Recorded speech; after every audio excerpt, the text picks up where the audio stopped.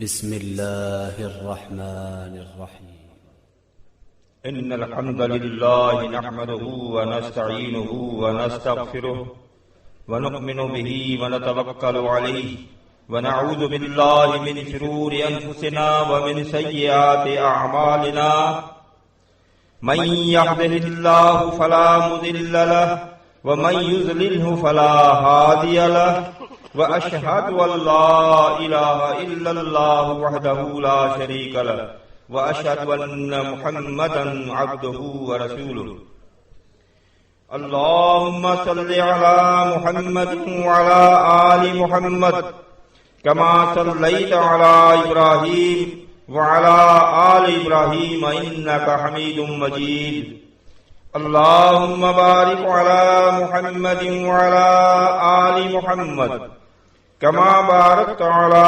إبراهيم وعلى آل إبراهيم إنك حميد مجيد أما بعد فإن خير الحديث كتاب الله وخير الهدي هدي محمد صلى الله عليه وسلم وشر الأمور محدثاتها وكل محدثة بدعة وكل بدعة ضلالة وكل ضلالة في النار أعوذ بالله السميع العليم من الشيطان الرجيم من همزه ونفخه ونفثه هو الذي أرسل رسوله بالهدى ودين الحق ليظهره على الدين كله ولو كره المشركون رب اشرح لي صدري ويسر لي أمري واحلل عقدة من لساني یفقہوا قولی. سب سے پہلے ہر قسم کی تعریف حمد و ثنا خالق کائنات مال کی ارض و سما راز کے کل جہاں اللہ تبارک و تعالی کے واسطے ہیں، جس نے آج سن 2019 کے دسمبر کی 29 تاریخ کو اور 1441 ہجری کے جمادی الاولیٰ کے 3 تاریخ جو مغرب کے بعد 3 ہو گئی ہے کو رب کائنات نے عبدالحمید شہداد کوٹ والے کو جماعت المسلمین کے مرکزی اجتماع میں پاکستان کے سب سے بڑے شہر کراچی کے کھوکھرا پار میں حق کیسے غالب ہوتا ہے بیان کرنے کی توفیق عطا فرمائی. اللہ کی توحید کو ماننے والوں، محمد الرسول اللہ صلی اللہ علیہ وسلم کی رسالت پہ کلمہ پڑھنے والوں، محمد صلی اللہ علیہ وسلم کو آخری نبی ماننے والوں، اہل بیت سے محبت کرنے والوں، صحابہ اکرام کو سچا اور حق پر ماننے والوں، موجودہ امت کے تمام فرقوں کو اتحاد کی دعوت دینے والوں، اللہ کی رحمت اور جنت کے امیدواروں، پیارے مسلمین بھائیوں، السلام علیکم ورحمۃ اللہ وبرکاتہ. حق کیسے غالب ہوتا ہے؟ آپ سب حق کو غالب کرنا چاہتے ہیں نا؟ چاہتے ہیں؟ آواز ایسے آئے گا جیسے جذبہ ہو، ولولہ ہو. ہاں چاہتے ہیں، اسی لیے تو اپنا گھر بار چھوڑ کر یہاں بیٹھے ہیں. حق کو غالب کرنے کے لیے تو یہاں آئے ہیں ہم جدوجہد کرنے کے لیے. میں نے اسی کے پیش نظر آج کے سامنے سورہ توبہ سورہ نمبر 9 کی آیت نمبر 33 تلاوت کی، جس میں رب کائنات نے ارشاد فرمایا هو الذی ارسل رسولہ، وہ اللہ ہی ہے جس نے اپنے رسول کو بھیجا بالہدی و دین الحق، ہدایت اور دین حق دے کر، ہدایت اور دین حق کے ساتھ اپنے رسول کو بھیجا لِیُظْهِرَهُ عَلَى الدِّینِ كُلِّهِ، تاکہ یہ تمام ادیان باطلہ پر غالب آ جائے۔ کس لیے بھیجا؟ دین حق کو دے کر، تاکہ تمام ادیان باطلہ پر غالب آ جائے۔ وہ جو ہے وَلَوْ كَرِهَ الْمُشْرِكُونَ، اور پھر یہ مشرکین کو یہ بات کتنی ہی ناگوار کیوں نہ گزرے، حق آیا ہے باطل پر غالب ہونے کے لیے، اور یہ غالب ہو کر ہی رہے گا۔ ہاں، اس کا طریقہ کار، اب حق تو بھیج دیا اللہ نے غالب کرنے کے لیے، اب حق کو غالب کرنے کے لیے طریقہ کار کیا ہونا چاہیے؟ ہر چیز کا طریقہ ہوتا ہے۔ وہ بھی رب کائنات نے ہماری مرضی پر نہیں چھوڑا، بلکہ اس کا طریقہ بھی بتا دیا کہ حق کیسے غالب ہوگا۔ اس کا ذکر رب کائنات نے اپنی لا ریب فیہ کتاب سورہ مائدہ سورت نمبر 5 آیت نمبر 56 میں ارشاد فرمایا، وَمَن يَتَوَلَّ اللَّهَ وَرَسُولَهُ، اللہ نے فرمایا جن لوگوں نے دوستی رکھی اللہ سے، جن لوگوں نے دوستی رکھی اللہ کے رسول صلی اللہ علیہ وسلم سے، وَالَّذِينَ آمَنُوا، جن لوگوں نے دوستی رکھی ان لوگوں سے جو ایمان لائے، ایمان والوں سے۔ کتنی چیز جو ہے ہستیوں سے دوستی رکھنی ہے؟ 3 سے، اللہ سے، اللہ کے رسول صلی اللہ علیہ وسلم سے، اور ایمان والوں سے۔ جب ان 3 چیزوں سے دوستی ہو جائے گی تو پھر اللہ نے فرمایا فَإِنَّ حِزْبَ اللَّهِ، پھر یہ بن جائے گا اللہ کی فوج، اللہ کا لشکر، حزب اللہ۔ پھر یہ کیا بنے گا؟ اللہ کی فوج بن جائے گی، اور ہم الغالبون، اور پھر یہی ہے غالب آنے والے۔ یعنی ہم نے باطل پر غالب آنے کے لیے پہلے حزب اللہ بننا ہے، پہلے اللہ کی فوج تیار کرنی ہے، پہلے اللہ کا لشکر بننا ہے، اور اللہ کا لشکر بننے کے لیے جو تربیت ہے، جو فوجیوں کو تربیت دی جاتی ہے، وہ سب سے پہلے تربیت یہ ہے کہ اللہ سے دوستی رکھے۔ اور جب کسی سے دوستی رکھی جاتی ہے پھر اس کے اوپر اپنی ہر چیز قربان کی جاتی ہے، پھر ہوتا ہے دوستی کا حق ادا۔ اور یہ حق ادا صحابہ کرام رضی اللہ عنہم نے یہ حق ادا کر کے دکھایا۔ ان کا ایک مثال کے طور پہ ایک واقعہ بیان کرتا ہوں۔ صحیح بخاری حدیث نمبر 2318 2318 میں حدیث مبارکہ لکھی ہوئی موجود ہے۔ حضرت ابو طلحہ رضی اللہ تعالی عنہ نے جب سورہ آل عمران سورت نمبر 3 کی آیت نمبر 92 پڑھی، تلاوت کی، سنی، کون سی؟ لن تنالوا البر حتى تنفقوا مما تحبون۔ رب کائنات نے فرمایا تم میں سے کوئی شخص اس وقت تک نیکی حاصل نہیں کر سکتا جب تک اپنی پیاری میں پیاری چیز اللہ کے راستے میں قربان نہ کر دے، اللہ کے راستے میں نہ دے دے۔ اور نیکی ہے اللہ سے دوستی، نیکی ہے اللہ کا قرب، نیکی ہے اللہ سے مدد مانگنا، یہ نیکی ہے۔ اور جب ابو طلحہ رضی اللہ تعالی عنہ یہ آیت پڑھتے ہیں تو ان کا جذبہ ایمان دیکھیے۔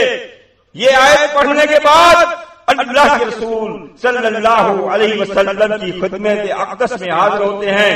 اے اللہ کے رسول صلی اللہ علیہ وسلم، میں نے یہ آیت مبارکہ پڑھی ہے کہ تم نیکی نہیں لے سکتے جب تک پیاری میں پیاری چیز اللہ کے راستے میں خیرات نہ کر دو۔ اے اللہ کے رسول صلی اللہ علیہ وسلم، مجھے سب سے پیارا یہ بیروہا کا باغ ہے جو مسجد نبوی کے سامنے ہے۔ کیوں پیارا ہے؟ کیوں محبوب ہے, اس سے کیوں محبت ہے؟ ایک تو یہ باب سب سے زیادہ قیمتی تھا, اور دوسری وجہ اس کی یہ بھی ہو سکتی ہے یہ مسجد نبوی کے بالکل سامنے تھا, اور تیسری وجہ یہ بھی ہو سکتی ہے محبوب ہونے کی کہ اللہ کے رسول صلی اللہ علیہ وسلم اس باغ میں محفل فرمایا کرتے تھے صحابہ کرام کے ساتھ بیٹھ کر. تو یہ محبوب چیز مجھے نیکی لینی ہے, یہ میں نے دی اللہ کے راستے میں, مجھے نیکی چاہیے, یہ نہیں باغ نہیں چاہیے مجھے. میں نے اللہ سے دوستی رکھی ہے, اور جس سے دوستی رکھی ہے اس کے لیے سب چیز قربان. آج ہے کوئی جو حضرت ابو طلحہ رضی اللہ تعالی عنہ کے اس طریقے پر عمل کرتے ہوئے آج اعلان کرے کہ میں نے اللہ سے دوستی رکھ لی ہے, مجھے اس کا قرب چاہیے, نیکی چاہیے. جس کو اللہ نے توفیق دی ہے, میرے پاس 2 فیکٹریاں ہیں, میں نے دی اللہ کے راستے میں, مجھے نیکی چاہیے. جس کے پاس باغات ہیں, میں نے دیا فلاں باغ جو سب میں اچھا ہے, مجھے نیکی چاہیے. جس کے پاس دکانیں ہیں, میں نے ایک دکان دی جماعت کو اللہ کے واسطے, اللہ کی جماعت ترقی کرے, میں نے اللہ سے دوستی رکھی ہے. ہے کوئی جس کے پاس کوئی اور چیز ہے, بسیں چل رہی ہیں, 2 بسیں ہیں, 4 بسیں ہیں, یہ ایک کوچ دی میں نے جماعت کے لیے وقف کر دی. ہے کوئی جس کے پاس 4-5 ٹرک ہوں, ایک ٹرک میں نے دیا اللہ کے واسطے, جماعت ترقی کرے, جماعت کامیاب ہو. ہے کوئی اللہ سے دوستی رکھنے والا؟ ہے کوئی؟ ہاں, مجھے امید ہے انشاءاللہ ضرور ہوں گے, اور اس پر عمل کریں گے تو پھر دیکھو حق کیسے غالب ہوتا ہے. صحابہ کرام نے یہ کر کے دکھایا, پھر حق غالب ہوا نہیں ہوا چند سالوں میں. اور ہمیں تو کتنا عرصہ گزر گیا, تو حق وہی ہے, ہم اس کو استعمال اس طریقے سے نہیں کر رہے. حق کا کام ہے غالب آنا, اور غالب اس وقت آئے گا جب ہم ان کو اس طریقے سے استعمال کریں گے. اور اللہ سے دوستی کرنے کا عملی ثبوت پیش کرنا ہے. عملی وہ کیا؟ وہ بھی رب کائنات نے پہچان بتا دی کہ یہ جو کہتا ہے میری اللہ سے دوستی ہے اور دوست سے محبت کی جاتی ہے, یہ جو کہتا ہے کہ میں اللہ سے محبت کرتا ہوں, وہ میرا دوست ہے, میں اس دوست سے دل و جان سے محبت کرتا ہوں, اس کا ثبوت دینا ہے.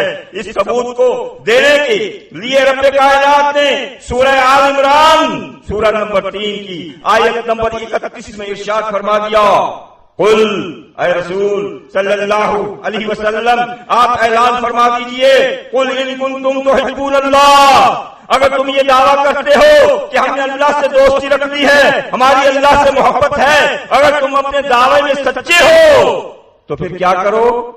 عملی میں جو ہے میدان میں آ کر دکھاؤ. کیا؟ فاتبعونی, میری اتباع کرو. اللہ سے دوستی کی تقاضا ہے. جس شخص کی اللہ کے رسول صلی اللہ علیہ وسلم کی جو اتباع کر رہا ہے وہ اللہ کا دوست ہے, وہ اللہ سے دوستی پکی ہے, وہ اپنے دوست سے محبت کر رہا ہے. اب ہم اپنے آپ کو دیکھیں, ہم یہ دعویٰ کرتے ہیں کہ ہماری اللہ سے محبت, اللہ سے دوستی ہے, تو پھر ہم امام الانبیاء صلی اللہ علیہ وسلم کی اتباع کر رہے ہیں یا نہیں؟ کیا ہمارا چہرہ اللہ کے رسول صلی اللہ علیہ وسلم کی اتباع میں ہے؟ کیا ہمارے سر کے بال نبی صلی اللہ علیہ وسلم کے طریقے پر ہیں؟ کیا ہماری مونچھیں نبی صلی اللہ علیہ وسلم کی سنت کے مطابق ہیں؟ کیا ہماری داڑیاں نبی صلی اللہ علیہ وسلم کی سنت کے مطابق ہے؟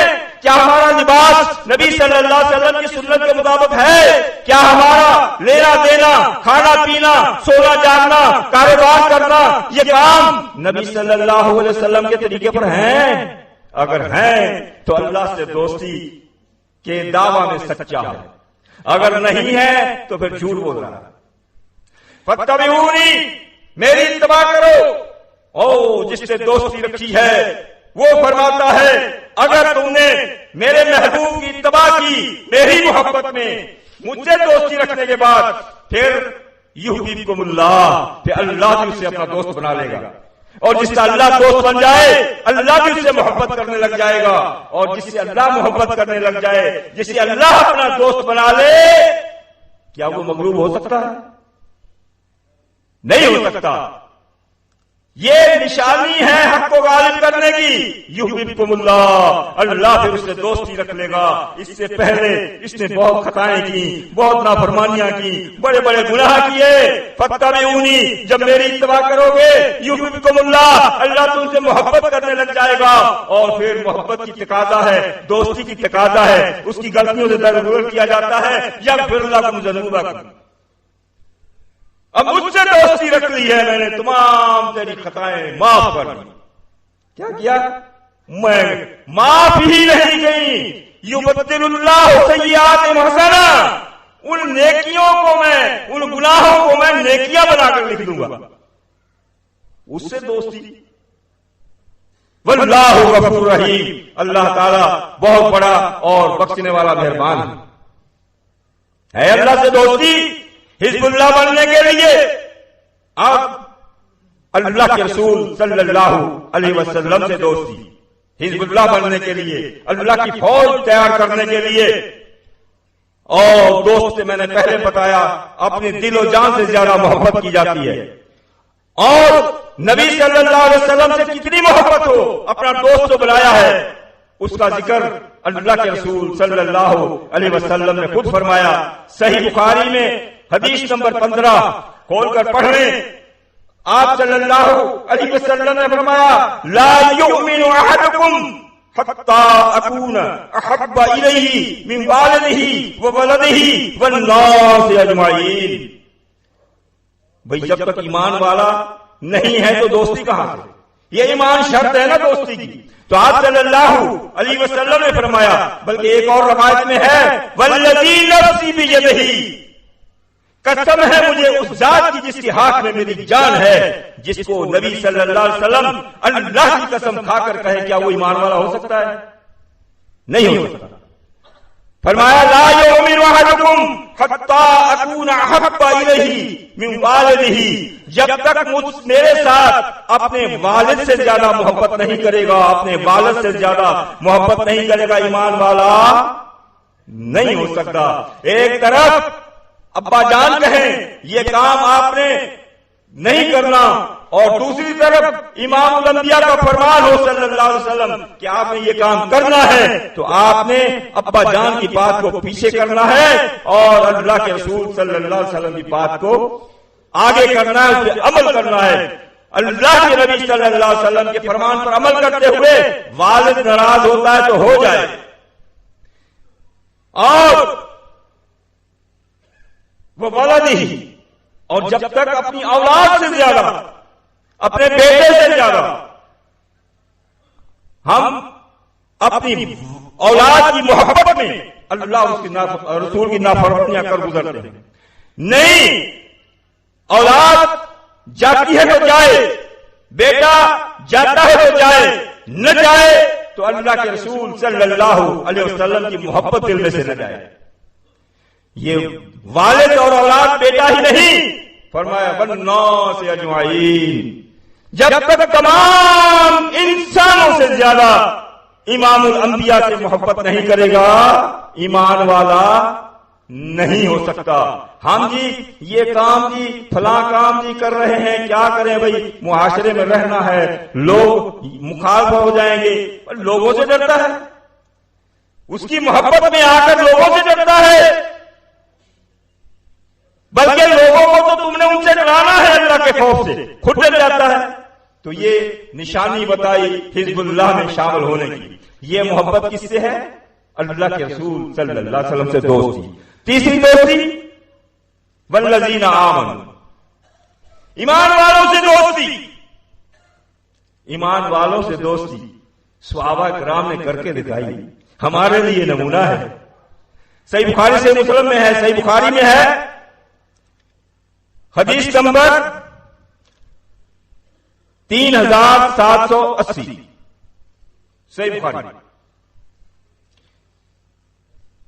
آپ صلی اللہ علیہ وسلم نے جب مہاجرین ہجرت کر کے مدینہ پہنچے تو آپ صلی اللہ علیہ وسلم نے بھائی چارہ قائم کیا.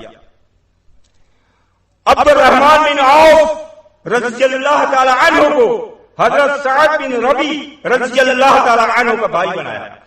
یہ ایمان والوں سے محبت آج دیکھنا ہے کتنی ہے یا نہیں ہے ہماری. اللہ اکبر کبیرہ. عبد الرحمن بن عوف ہجرت کر کے آتے ہیں اور سعد بن ربی کا بھائی بن گیا, دوست بنا دیا. حضرت سعد رضی اللہ تعالی عنہ مدینے میں مالدار لوگوں میں شمار ہوتے تھے. اب اپنے بھائی سے کہہ رہے ہیں, یہ ہے دوستی, یہ ہے محبت. اپنے بھائی سے کیا کہہ رہے ہیں, میرے بھائی تو ہجرت کر کے آیا ہے, تو جماعت المسلمین میں شامل ہوا ہے, تو سب گھر والوں کو چھوڑ کر آیا ہے, ملکیت میں چھوڑ کر آیا ہے, یہاں تن تنہا آ گیا ہے. یہ میری ملکیت ہے, یہ زمین ہے, یہ باغات ہیں, ان میں سے آدھا جو تجھے پسند ہے اچھا وہ تو رکھ لے, باقی میرے لیے چھوڑ دے. آج ہے کوئی کہ جماعت میں کوئی اپنا سب کچھ چھوڑ کر آئے اور ہم میں سے جس کے پاس 2 دکانیں ہیں اپنے بھائی سے کہے بھائی تو سب کچھ چھوڑ کے آیا, یہ دکان تیرے لیے, اپنا کاروبار چلا, یہ میرے پاس فلاں کاروبار ہے, یہ میری زمین ہے, اس میں سے اتنی تو لے لے, اپنا کاروبار چلا, پرواہ نہیں, چھوڑ کر آیا ہے, میرا بھائی ہے, دوست ہے. یہ قربانی کی حد ہے. جب ہمارے اندر یہ جذبہ پیدا ہوگا تو پھر سمجھ لو کہ حق غالب آئے گا. کیوں ہے یہ آنے کے لیے. تو دوسری بات جو دہلا دینے والی ہے, حضرت سعد بن ربی رضی اللہ تعالیٰ عنہ کہتے ہیں میرے بھائی تو تنہا آیا ہے, تو اپنی بیویوں کو بھی چھوڑ کر آیا ہے ادھر, یہ میری 2 بیویاں ہیں. کتنی بڑی بات ہے, یہ میری 2 بیویاں ہیں, ان میں سے وہ نہیں جو مجھے نہیں پسند, وہ نہیں جو آپ کو پسند ہے, بتا میں اس کو طلاق دے دوں, آپ اسے نکاح شادی کر لوں. یہ ہے قربانی. جب تک یہ قربانی ہمارے اندر نہیں آئے گی حق غالب نہیں ہوگا. تو آج تو بھائی ہم اپنی بیٹی نہیں دیتے کسی کو, کیا دیکھتے ہیں کہ یہ پتہ نہیں کون ہے, کہاں سے آیا ہے, یہ غریب آدمی ہے, یہ خوبصورت بھی نہیں ہے, یہ لیکن یہ نہیں دیکھتے کہ وہ سب کچھ چھوڑ کر آیا کس لیے. اس کا ساتھ دو. ہم نہیں دیتے, ہم نہیں دیتے. ہاں یہ بھی بات ہے. ایک اور بھی بات, تو آج کل کچھ معاملہ اور بھی ہے نا.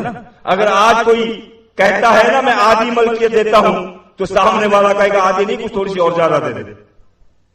لیکن اس سے سبق سیکھو. حضرت عبد الرحمن بن عوف رضی اللہ تعالی عنہ کہتے بھائی جزاک اللہ خیرا, اللہ تعالیٰ تیرے مال میں برکت دے, اللہ تعالیٰ تیری بیویاں تجھ کو خوش رکھے, مجھے تیری بیوی نہیں چاہیے, مجھے تیرا مال نہیں چاہیے, مجھے بازار کا راستہ بتا, میں کاروبار کروں گا. آگے سے بھی ایسا جواب آنا چاہیے دونوں طرف سے. جب یہ جواب ہوگا دینے والا قربانی دے گا اور لینے والا کہے گا نہیں تجھے مبارک ہو, میں اپنا کاروبار کروں گا, پھر دیکھو حق غالب کیسے ہوتا ہے. صحیح بخاری میں مال آ گئی, شادی پر بات آ گئی.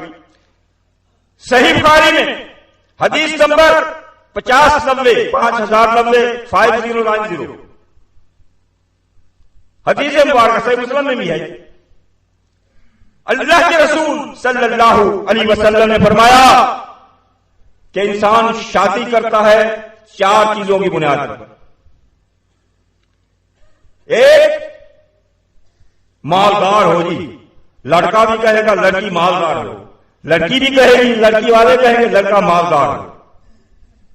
دوسری بنیاد حسب نسب والا ہو, کوئی لڑکے والے بھی کہیں گے لڑکی کوئی اعلیٰ خاندان والی ہو, اور لڑکی والے بھی کہیں گے لڑکا کوئی اعلیٰ خاندان والا. تیسری بات جو سبب ہے شادی کا خوبصورت, لڑکی یا لڑکی والے بھی کہیں گے لڑکا خوبصورت ہو, لڑکا یا لڑکے والا, لڑکا کہتا ہے پہلو دیجیے لڑکی خوبصورت ہو, لڑکے والے تو بعد میں کہیں. اور تیسری چیز چوتھی چیز جو ہے فرمایا یا دیندار سے شادی کرتا ہے کہ دیندار ہے یا نہیں؟ تو اللہ کے رسول صلی اللہ علیہ وسلم نے فرمایا دیندار سے شادی کرو، وہ تمہارے فائدے میں ہے، اس سے تمہیں جو ہے خیر ملے گا، اس میں تمہیں برکت ملے گی، تمہاری کامیابی ہوگی، حق غالب ہوگا۔ کیا ہماری یہ سوچ ہوتی ہے کہ دیندار ہو؟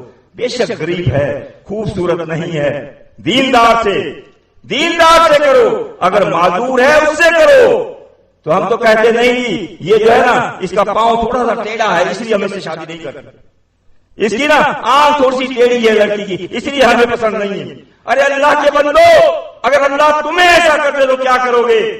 ہماری بچی، سب اپنی بچیاں ہیں، اگر کسی میں کوئی نقص ہے تو آپ وہ نہ دیکھو، اس کی سیرت دیکھو، وہ دیندار ہے تو اس کے ساتھ نکاح کرو، یہ تمہیں اجر ملے گا، ثواب ملے گا۔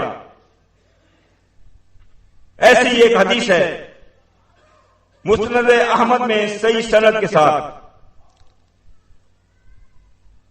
حدیث نمبر ہے 6857۔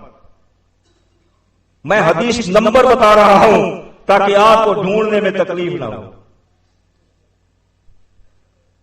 حدیث نمبر 6857، اللہ کے رسول صلی اللہ علیہ وسلم کے پاس ایک شخص تھا، اس کی ظاہر شادی نہیں ہو رہی ہوگی، وہ غریب ہوگا، شکل صورت میں بھی خوبصورت نہیں ہوگا، لیکن دیندار تھا۔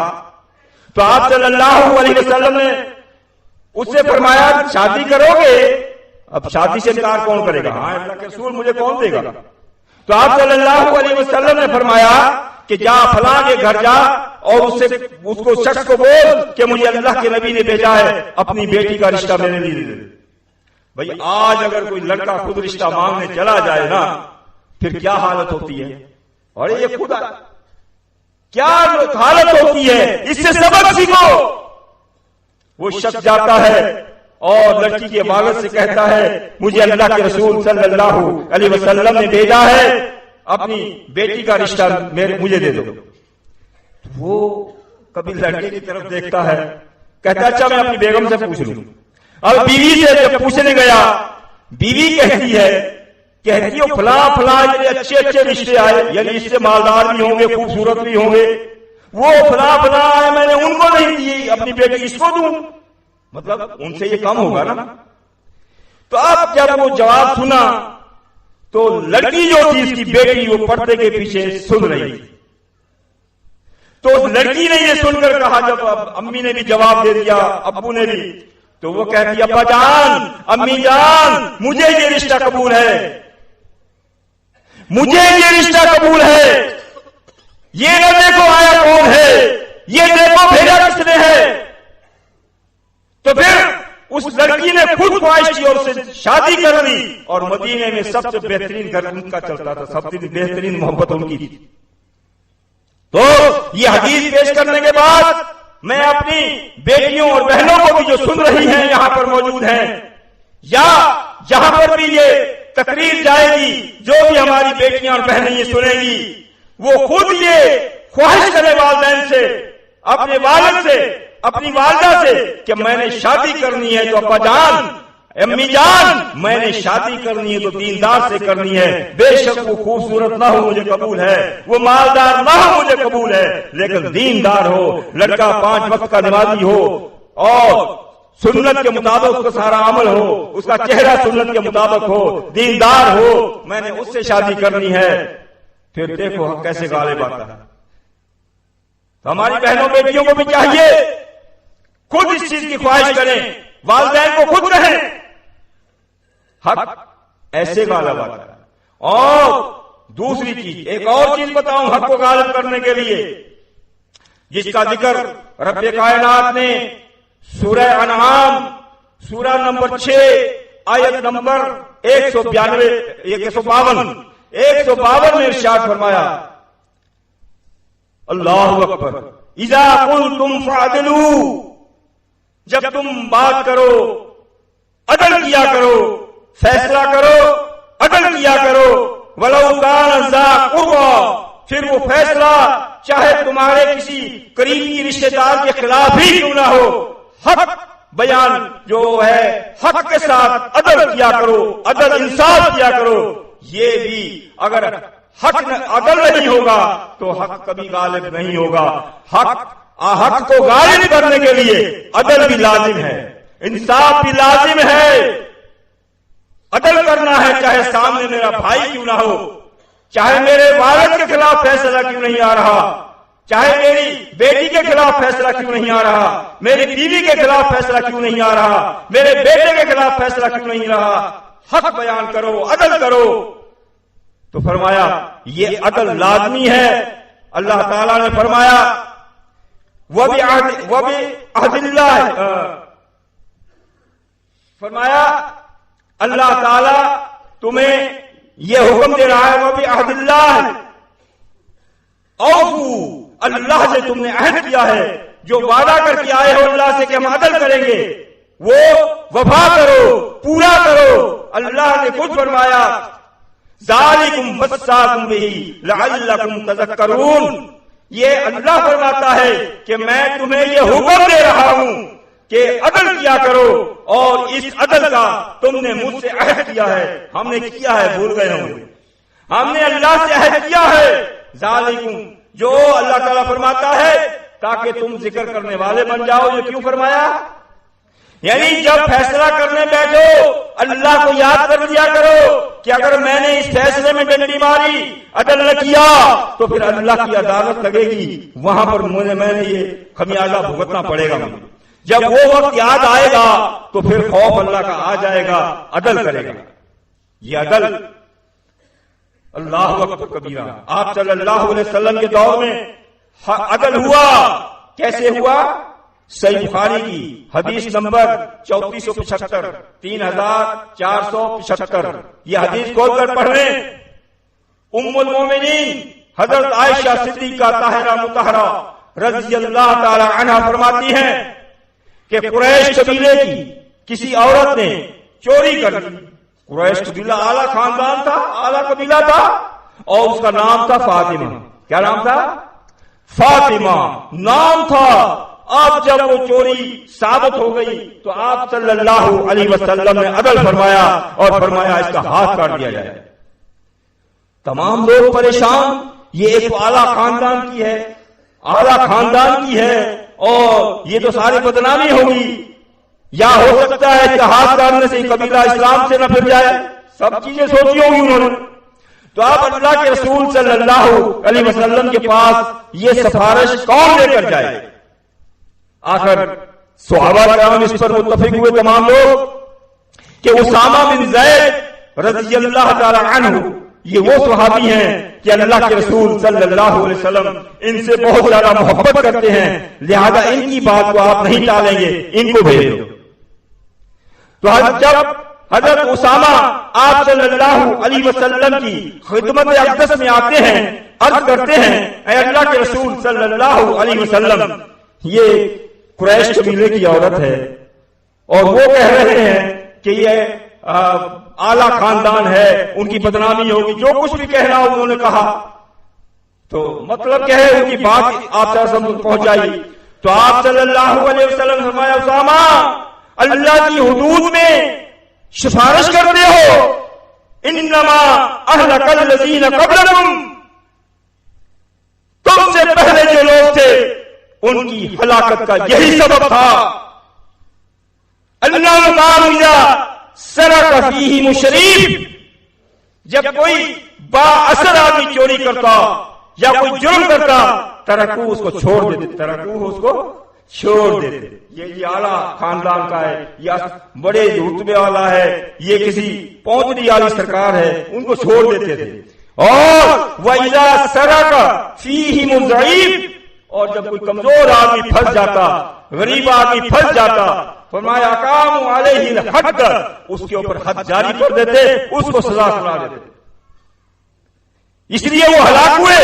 تو آپ صلی اللہ علیہ وسلم نے یہ سنا کر پھر فرمایا وَعَيْمُ اللَّهِ، قسم ہے مجھے اللہ کی، لَوْ أَنَّ فاطمة بنت محمد سرقت، مجھے قسم ہے اللہ کی، اگر فاطمہ بنت محمد یعنی میری بیٹی فاطمہ بھی اگر چوری کرتی لقطعت یدہا، میں اس کا بھی ہاتھ کاٹ دیتا. یہ عدل جب آئے گا پھر سمجھ لو کہ حق غالب ہوگا. یہ عدل لوگ یہ عدل دیکھ کر آئیں گے. دیکھو جی جماعت المسلمین میں عدل ہے تو یہ ہے. دیکھو کسی کی پرواہ نہیں کرتے، عدل کرتے ہیں، فیصلہ کرتے ہیں. تو یہ عدل لازمی ہے کہیں پر بھی پوری دنیا میں جہاں بھی جماعت المسلمین ہے، اپنی اپنی شاخوں میں، اپنے اپنے صوبوں میں. کوئی نہ دیکھو یہ غریب ہے یا امیر ہے، یہ اثر والا ہے یا یہ تعاون زیادہ کرتا ہے، کوئی نہیں غلطی چھوڑ دو. نہیں. جب حدود کی بات آئے، جب فیصلہ آئے، اس کے پاس پھر عدل کرو، کسی کے خلاف کیوں نہ ہو. تو یہ عدل ہمارے اندر آنا چاہیے. تو میں عرض کر رہا تھا حق بنا ہے غالب ہونے کے لیے. بات سمجھ میں آ رہی ہے؟ حق بنا ہے اللہ نے باطل پر غالب ہونے کے لیے. میں آپ کو ایک دو مثالیں دے دوں. بھائی قلم بنائی ہے لکھنے کے لیے. کس کے لیے بنائی ہے؟ لکھنے کے لیے. اب قلم کو اٹھاؤ، کاغذ کے اوپر رکھ دو اور پھر کہو کہ یہ قلم لکھ نہیں رہی. بنائی تو لکھنے کے لیے ہے، یہ لکھ نہیں رہی. بھائی قصور قلم کا ہے یا؟ قلم تو لکھے گی لیکن کب لکھے گی؟ جب ہم اس کو ہاتھ میں اٹھائیں گے، کاغذ کے اوپر حرکت دیں گے تو وہ قلم اپنا کام دکھائے گی، وہ لکھے گی. ہاں ایک بات اور یہاں پر ہے، قلم تو دے دی ہاتھ میں لیکن ایسے شخص کے ہاتھ میں چلی گئی قلم جو نہ لکھنا جانتا ہے نہ پڑھنا. اب کیا کرے گا؟ کاغذ کے اوپر قلم تو لکیریں مارے گی جو اس نے مارنی ہے. اب کیا ہوگا جب وہ کاغذ کے اوپر لکیریں مارے گا؟ لکھنا پڑھنا تو آتا نہیں اس کو بیچارے کو. پھر وہ کاغذ بھی ضائع ہو گیا، کاغذ بھی، اور جو اس پین کی قلم کی جو سیاہی تھی وہ بھی ضائع ہو گئی. اس کو بھی خراب کر دیا، اس کو بھی خراب کر دیا. یہی مثال ہے. کینچی بنائی ہے کس کے لیے؟ کاٹنے کے لیے. کس کے لیے؟ اب کینچی کو اٹھاؤ، کپڑے کے اوپر رکھ دو کہ یہ کاٹ نہیں رہی ہے، بنائی ہے کاٹنے کے لیے. تو قصور کینچی کا ہے یا کینچی والے کا ہے؟ تو آپ کینچی والا جب تک اس کو اٹھائے گا نہیں اور کپڑے کے اوپر رکھ کر چلائے گا نہیں، یہ اپنا کام نہیں دکھائے گی. اور پھر بات وہی آ جاتی ہے، کینچی تو اٹھا لی، کپڑا بھی کاٹنا شروع کر دیا لیکن یہ کاٹنا جانتا نہیں ہے، کاریگر نہیں ہے، درزی نہیں ہے. وہ کیا کرے گا؟ کپڑے کو ٹکڑے ٹکڑے کر دے گا، اس میں سے کوئی چیز نہیں بنے گی. اگر وہ درزی ہوگا، کینچی کو چلانا جانتا ہوگا، اس کپڑے میں سے اپنی ضرورت کی چیزیں بنا لے گا. تیسری چیز مثال، بھائی بس بنائی ہے سفر کر کے منزل مقصود تک پہنچنے کے لیے. کس کے لیے بنائی ہے؟ کہ اس کے اوپر ہم بیٹھ کر منزل مقصود، بھائی ہماری منزل ہے اسلام آباد، ہماری منزل ہے پشاور، ہماری منزل ہے لال قلعہ، جہاں ہمیں جانا ہے کوئٹہ، تو وہاں تک ہمیں یہ پہنچائے، اس لیے بنائی ہے. تو حق بھائی ہم نے بھی منزل مقصود تک پہنچنا ہے نا. ہماری منزل کیا ہے؟ ایک منزل ہے اللہ کی رضا اور دوسری ہے خلافت علی منہاج نبوہ. یہ ہماری منزل مقصود ہے. ہم اس گاڑی میں سوار ہو گئے ہیں. اب وہ گاڑی میں سوار ہونے کے بعد اب وہ گاڑی چلانے کے لیے اب بیٹھ جاؤ کہ گاڑی نہیں چل رہی. بھائی بنائی ہے چلنے کے لیے، چل کیوں نہیں رہی؟ بھائی اس کے اوپر جب کوئی ڈرائیور بیٹھے گا، اس کو چلائے گا تو وہ چلے گی. اب ڈرائیور کی سیٹ پر بٹھا دیا ایسے شخص کو جو نہ چلانا جانتا ہے نہ موڑنا جانتا ہے، اس کو پتا نہیں اسٹارٹ کہاں سے ہوگی، اگر اسٹارٹ کر بھی لی گیئر کیسے ڈلے گا، اگر گیئر ڈل بھی گیا تو پھر گاڑی جو جا رہی ہے جس طرف وہ جا رہی ہے وہ خود کو بھی تباہ کرے گا، وہ جو سواریاں بیٹھی ہیں ان کو بھی تباہ کر دے گا اور بس کو بھی تباہ کر دے گا. یہ مثالیں میں نے کیوں دی؟ یہ مثالیں اس سے مراد ہے، بس سے مراد دین حق ہے جو ہمیں منزل مقصود تک لے جائے گا، اور اس میں سوار جو سواریاں ہیں ان سے مراد جماعت ہے، اور ڈرائیور جو ہے اس سے مراد امیر ہے. وہ امیر شاہ کا ہو، صوبے کا ہو، کوئی بھی ہو، اس سے مراد وہ ہے جب وہ عمارت چلانا جانتا ہے، وہ لکھا پڑا ہے قلم چلانا جانتا ہے، وہ کاغذ بھی خراب نہیں ہونے دے گا، سیاہی بھی ضائع نہیں ہوگی، اور کپڑے کو بھی ٹکڑے ٹکڑے نہیں ہونے دے گا، اور جو ہے کینچی بھی اپنا کام کرے گی، بس کو بھی بالکل صحیح طریقے سے چلا کر اس منزل تک پہنچا دے گا۔ تو یہ ہے وہ امیر اور وہ امیر۔ تو اپنی اپنی شاخوں پر غور کریں۔ تو ڈرائیور ایسے ہیں ہمارے جو اس دین حق کو صحیح لے کر چلنے والے ہوں۔ اللہ اکبر کبیرہ۔ صحیح بخاری حدیث نمبر 2957، 2957، عن ابی ہریرہ قال قال رسول اللہ صلی اللہ علیہ وسلم، حضرت ابو ہریرہ رضی اللہ تعالیٰ عنہ فرماتے ہیں اللہ کے رسول صلی اللہ علیہ وسلم نے فرمایا انما الامام جنہ، امام جو ہوتا ہے ڈھال ہوتا ہے۔ کیا ہوتا ہے؟ امیر جو ہوتا ہے ڈھال ہوتا ہے۔ یقاتل من ورائہ، اس ڈھال کے نیچے جنگ کی جاتی ہے، اس ڈھال کے ذریعے اپنے آپ کو بچایا جاتا ہے۔ ڈھال مثل ہے، امیر ہے مثل ڈھال کے، اور جسم ہے مثل جماعت کے۔ اگر ڈھال مضبوط ہوگی تو وہ ڈھال دشمن کا وار خود برداشت کرے گی، دشمن کا وار کو روکے گی، جسم کو بچائے گی، جماعت کو بچائے گی۔ اگر نہیں، وہ ڈھال اس قابل نہیں ہے تو وہ پھر دشمن کے وار سے جسم ٹکڑے ٹکڑے ہو جائے گا۔ تو امام ڈھال کے مثل ہے۔ اللہ کے رسول صلی اللہ علیہ وسلم نے فرمایا وَيُتَّقَى بِهِ، اور فَإِنْ أَمَرَ بِتَقْوَى اللَّهِ، وہ امیر ڈھال کی مثل بھی ہو اور خود بھی متقی ہو، اللہ سے ڈرنے والا ہو، اور اپنی جماعت کو بھی اللہ سے ڈرنے کا حکم دے۔ کیا کرے؟ حکم دے، حکم اللہ سے خوف دلانے کا، تقوی اختیار کرنے کا۔ اور تیسری چیز اللہ نے فرمائی وہ عدل، اور وہ امیر عدل بھی کرے، جس کے اندر یہ چار چیزیں ہوں گی۔ ایک تو ڈھال کے مثل ہوگا، اور خود بھی اللہ سے ڈرنے والا ہوگا، اور پھر اپنی جماعت کو بھی اللہ سے ڈرائے گا، اور جب فیصلہ آئے عدل کرے گا۔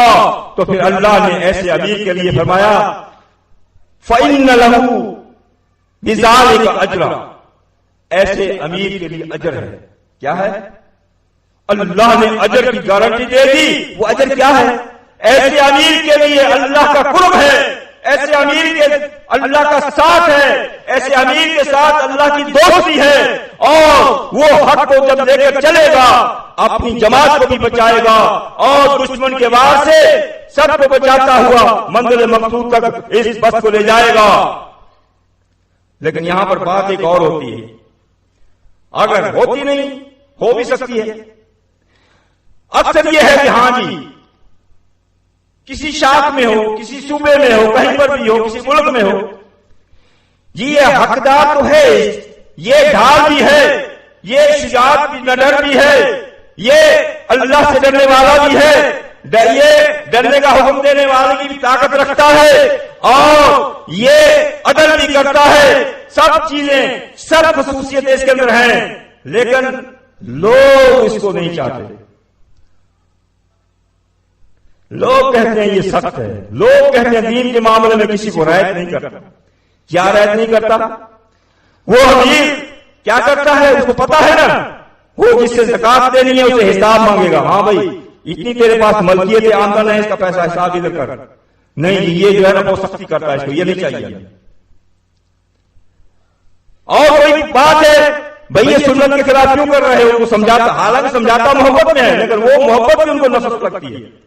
تو یہ بھائی تفصیل میں نہیں جانا چاہتا، یہ اس سے پہلے آپ صلی اللہ علیہ وسلم سے پہلے سے یہ واقعہ چلے آ رہے ہیں۔ حق والوں کی ہمیشہ لوگوں نے مخالفت کی ہے۔ انبیاء علیہ السلام کی مخالفت کیوں کرتے تھے؟ ان سے زیادہ کوئی نرم خیر خواہ کوئی ہو سکتا ہے؟ انبیاء علیہ السلام کو کیوں قتل کیا گیا؟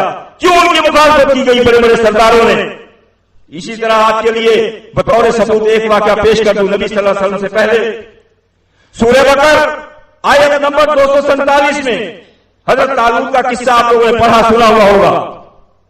ان کے نبی نے امیر بنایا، نبی نے۔ ہم کون سے بات کی مولی ہیں؟ نبی امیر بناتا ہے اور لوگ اعتراض کرتے ہیں نہیں جی ہمیں یہ نہیں چاہیے۔ بڑے بڑے سردار ہم، اور یہ ہم، یہ غریب آدمی یہ اس کو ہم امیر آپ بنا رہے ہو. اعتراض کر دیا لوگوں نے، لیکن لوگوں کے اعتراض کی وجہ سے اس کو امیر بنانے سے نہیں ہٹایا گیا. وہ نبی کیا کہتا ہے، یہ تمہاری سرداری تمہارے پاس، تمہاری نوابی تمہارے پاس، لیکن اس کے پاس جو اہلیت ہے وہ کیا ہے؟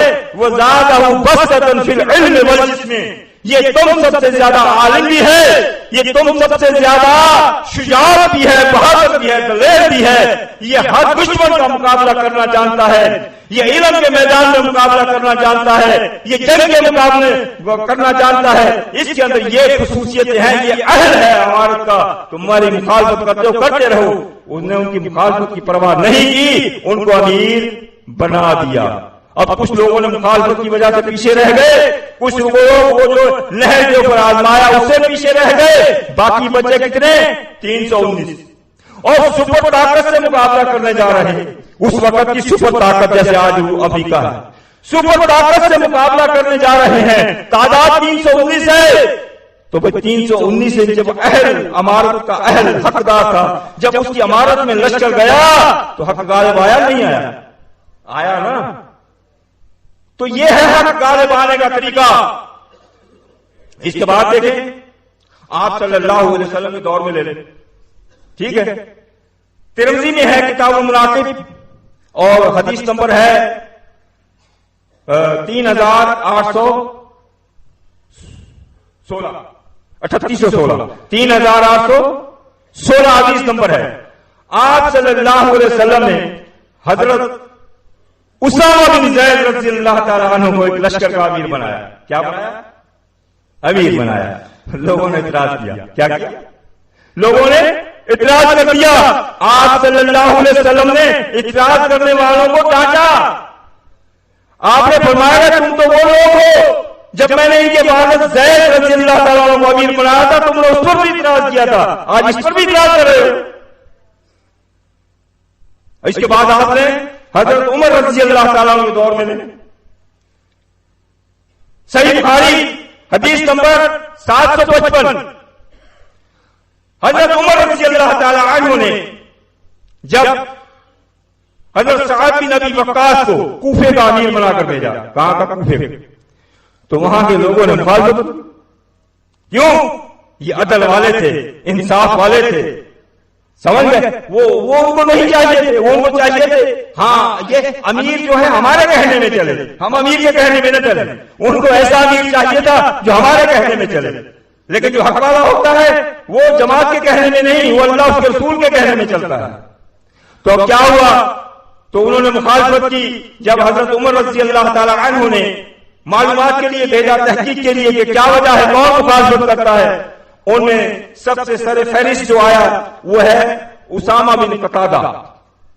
وہ کھڑے ہو کر اللہ کی قسم کھا کر اور کہتا ہے واقعی یہ جو ہے نا یہ فوج میں جہاد بھی نہیں کرتا، جنگ بھی نہیں کرتا، مال غنیمت میں بھی انصاف نہیں کرتا، اور یہ عدل بھی نہیں کرتا، یہ نماز کی سنت کے مطابق نہیں پڑھتا.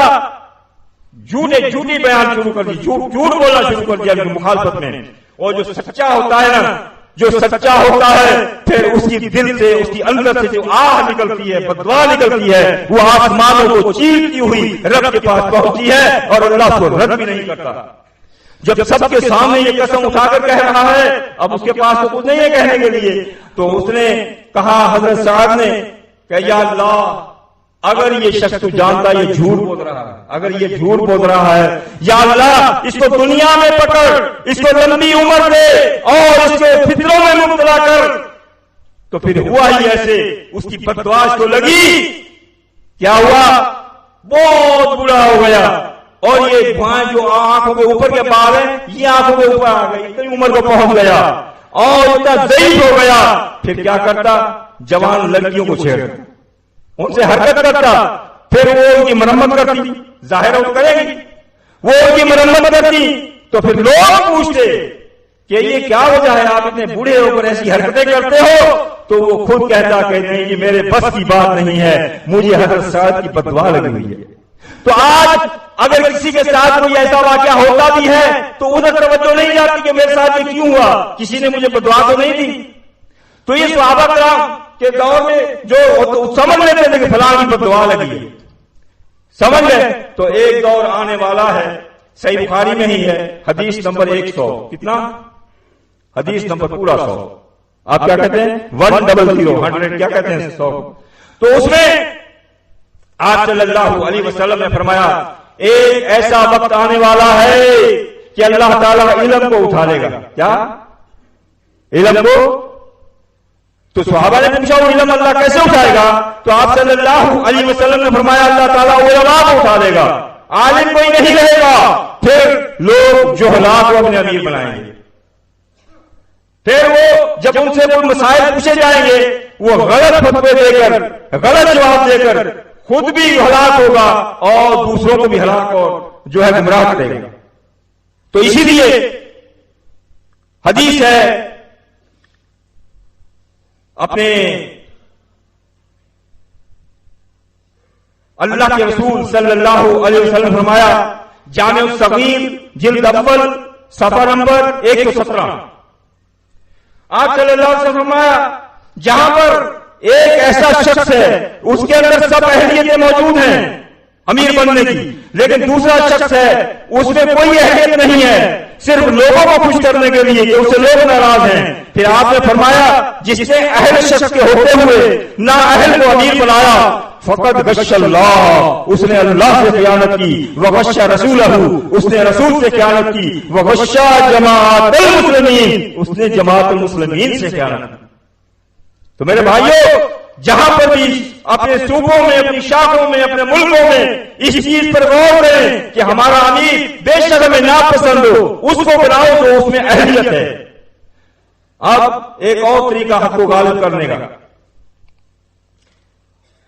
رب کائنات نے سورہ بنی اسرائیل، سورہ بنی اسرائیل سورت نمبر 17 آیت نمبر 81 میں ارشاد فرمایا، کیا فرمایا؟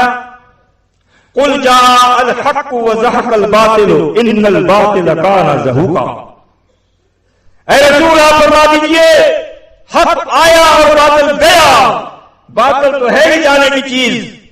بھائی اس کی مثال میں آپ کو دوں، برتن ہے خالی، کیا ہے؟ خالی برتن ہے، اس میں ہوا ہوتی ہے، خالی برتن میں ہوا ہوتی ہے۔ جب آپ اس میں دودھ ڈالو گے، جتنا دودھ ڈالتے جاؤ گے اتنی ہوا نکلتی جائے گی اور دودھ اس میں، اور یہ حق دودھ کے مثل ہے اور باطل ہوا کے مثل ہے۔ جیسے ہوا نکل جاتی ہے نا، جب دودھ اندر آئے گا اور ہوا نہیں رہے گی، خود نکل جائے گی۔ تو ہم نے اس حق کو، اس حق کے ساتھ یہ دنیا کے برتن کو بھرنا ہے، جب تک ہم بھریں گے نہیں تو ہوا یہ باطل نہیں جائے گا۔ یہ حق بیان کرنا ہمارا کام ہے اور باطل کو بھگانا اللہ کا کام ہے۔ دوسری رب کائنات نے سورہ انبیاء سورت نمبر 21 آیت نمبر 18 میں ارشاد فرمایا بل نقذف بالحق علی الباطل فیدمغه فاذا هو زاهق۔ جب آپ لوگ حق کو باطل کے سر پر مارو گے، کیا کرو گے؟ بھئی مارنا ہے نا ہم نے، پھر تو سر پھٹے گا نا اس کا۔ حق غالب کیسے آئے گا؟ پہلے حق کو ہمیں باطل کے سر پر مارنا ہے، جب اس کے سر پر حق لگے گا تو باطل کا سر پھٹ جائے گا اور باطل بھاگ جائے گا۔ اسی لیے صحیح بخاری میں ہے حدیث نمبر 3461، 3461، اللہ کے رسول صلی اللہ علیہ وسلم نے فرمایا اے میرے امتیوں میں تمہیں اس بات کا حکم دے رہا ہوں بلغوا عنی ولو آیا، یہ حق جو تمہیں میں نے دیا ہے، جس کو جو بھی جس کے پاس ہے، ایسے نہیں میں پہلے عالم بنوں پھر پہنچاؤں، عالم کی شرط نہیں ہے، جس کو میری ایک بات، ایک آیت بھی یاد ہے، ایک حدیث بھی یاد ہے، بلغوا پہنچاؤ، تبلیغ کرو، پہنچاؤ لوگوں تک، اور جب ہم پہنچائیں گے جیسے پہنچے گا ویسے باطل بھاگتا جائے گا۔ اسی لیے ابو داؤد میں حدیث ہے حق پہنچانے والوں کے لیے دعا، کس کی دعا؟ نبی کی دعا۔ آپ صلی اللہ علیہ وسلم کی دعا لینا چاہتے ہیں؟ چاہتے ہیں نہیں چاہتے؟ تو حدیث نمبر 3660 3660 ان زید بن ثابت قال، حضرت زید بن ثابت رضی اللہ تعالیٰ عنہ فرماتے ہیں